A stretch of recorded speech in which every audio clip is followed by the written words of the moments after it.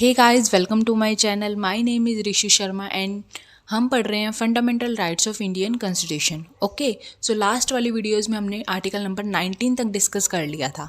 जितनी भी वीडियोस हैं मैं उनके लिंक डिस्क्रिप्शन में डाल दूंगी, आप एक बार वहां जाके चेक कर लेना। Okay, so today we are discussing our next article which is article number 20। अब आर्टिकल नंबर 20 क्या है, किसके बारे में बात करता है, वो इस वीडियो में हम डिस्कस करेंगे डिटेल में। Okay, so let's get started.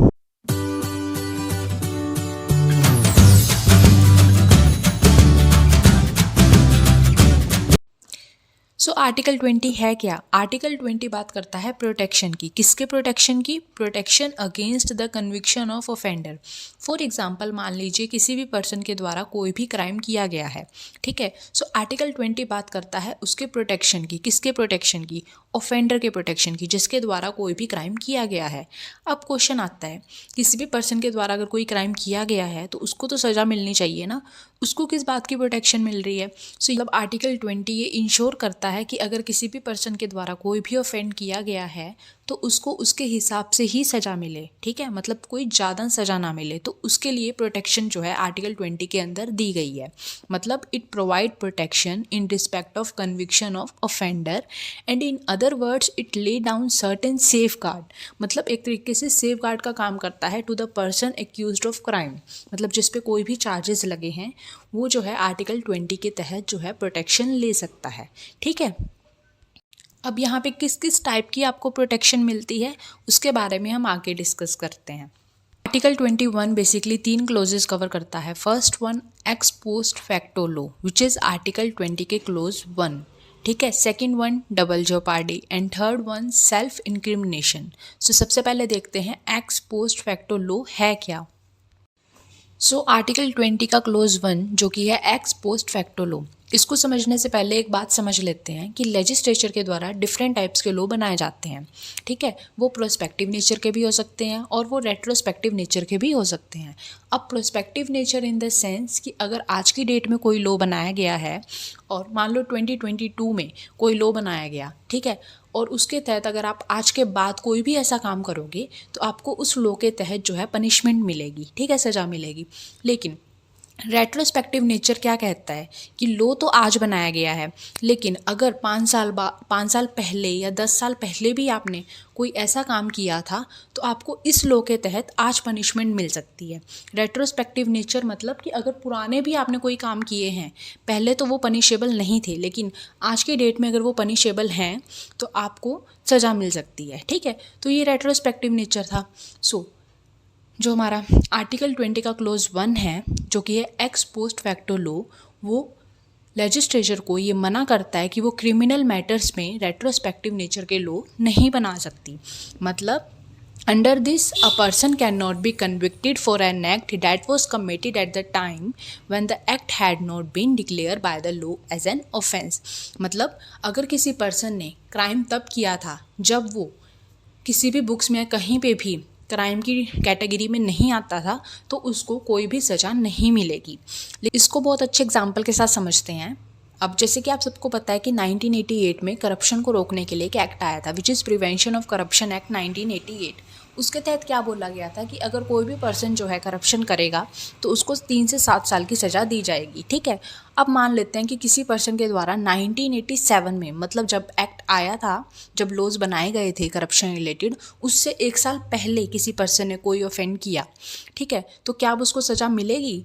नहीं मिलेगी, क्योंकि यहाँ पे एक्स पोस्ट फैक्टो लॉ के अकॉर्डिंग क्या बोला गया है, रेट्रोस्पेक्टिव लॉज को मना किया गया है कि कोई भी पर्सन, मतलब जब उसने क्राइम किया था तब तो कोई लॉ नहीं था ना करप्शन के तहत, तो करप्शन के लॉ तो 1988 में बने थे। तो यहाँ पे क्या बोला गया कि रेट्रोस्पेक्टिव लॉ जो हैं वो एप्लीकेबल नहीं है, ठीक है। मतलब उसके तहत आपको कोई भी सज़ा नहीं मिलेगी, क्योंकि जिस टाइम आपने क्राइम किया था उस टाइम करप्शन रिलेटेड कोई लॉ ही नहीं था, ठीक है।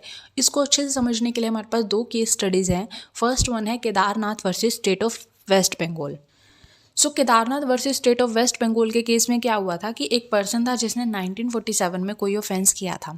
जब उसने ऑफेंस किया था तब ये लॉ था कि या तो उसको उस ऑफेंस के लिए या तो उसको सजा हो सकती थी या फिर उसको पेनल्टी देनी पड़ती, ठीक है। अब उसका केस चलता रहा। 1949 में क्या हुआ, स्टेट गवर्नमेंट ने उस लॉ को अमेंड कर दिया और बोला गया कि अगर आज से कोई भी ऐसा ऑफेंस होगा तो उसके तहत आपको डबल पेनल्टी चार्ज होगी। ठीक है, अब जब उसका रिजल्ट आया मैजिस्ट्रेट के द्वारा बोला गया उसको डबल पेनल्टी देने के लिए बोला गया, क्योंकि 1949 में लॉ चेंज हो गया था ना।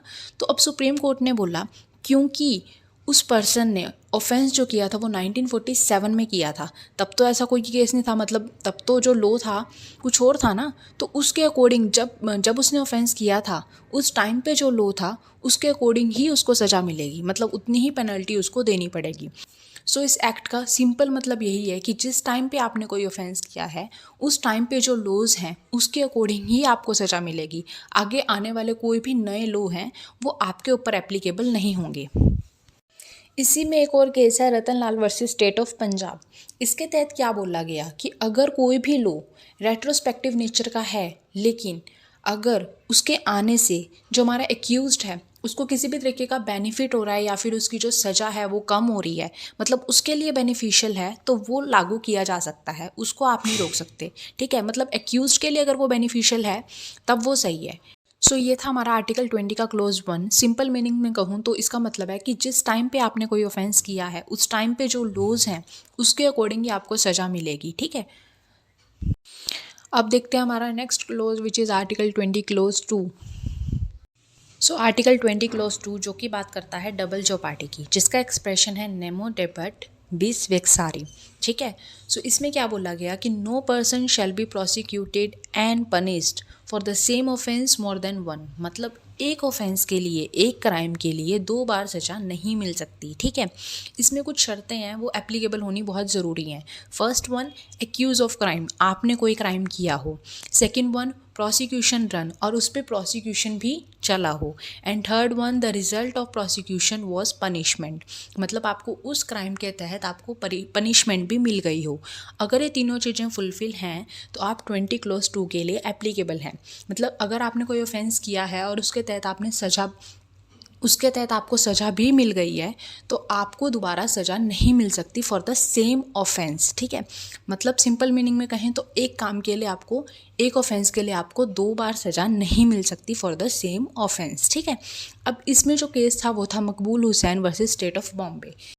सो इस केस में क्या हुआ था कि एक पर्सन जो है फॉरेन कंट्री से बहुत सारा गोल्ड लेके आ रहा था, वो भी बिना किसी डिक्लेरेशन के। अब जब वो आया तो कस्टम ड्यूटी वालों ने उसका जो सारा सामान है वो सीज कर लिया। उसके बाद क्या हुआ, जो फॉरेन एक्सचेंज रेगुलेशन एक्ट वाले हैं उन्होंने भी उस पर्सन के खिलाफ जो है कार्रवाई की। तो उस पर्सन ने बोला कि आर्टिकल 20 क्लोज 2 के अकॉर्डिंग तो ये है ना कि अगर आपको एक बार किसी चीज़ के लिए सज़ा मिल गई है तो दोबारा उस चीज़ के लिए सज़ा नहीं मिल सकती।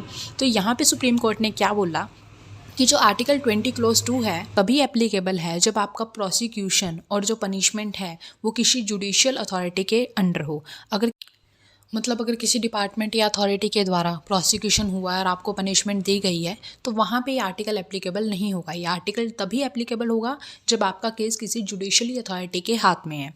ठीक है, सो ये था हमारा आर्टिकल 20 का क्लोज 2 जो कि बात करता है कि अगर आपने कोई भी क्राइम किया है तो उस क्राइम के लिए आपको 2 बार सज़ा नहीं मिल सकती। ठीक है, सो आर्टिकल 20 क्लोज 3 जो कि बात करता है सेल्फ इंक्रिमिनेशन की। अब इसमें क्या है, इसमें है no person accused of any crime, मतलब किसी भी पर्सन के द्वारा अगर कोई भी क्राइम किया गया है shall be compelled to be a witness against himself, तो उसको आप फोर्स नहीं कर सकते कि वो खुद के ही खिलाफ गवाही दे। मतलब किसी भी पर्सन के द्वारा अगर कोई ऑफेंस किया गया है तो आप उस पर्सन को फोर्स नहीं कर सकते कि वो खुद के खिलाफ गवाही दे कोर्ट में। ठीक है, सो यहाँ पे आपको प्रोटेक्शन मिली है खुद के लिए। ठीक है, सो यहाँ पे आपके पास 2 केस हैं, उनको समझते हैं पहले। तो फर्स्ट वन है नंदिनी सत्यपति वर्सेस PL दानी।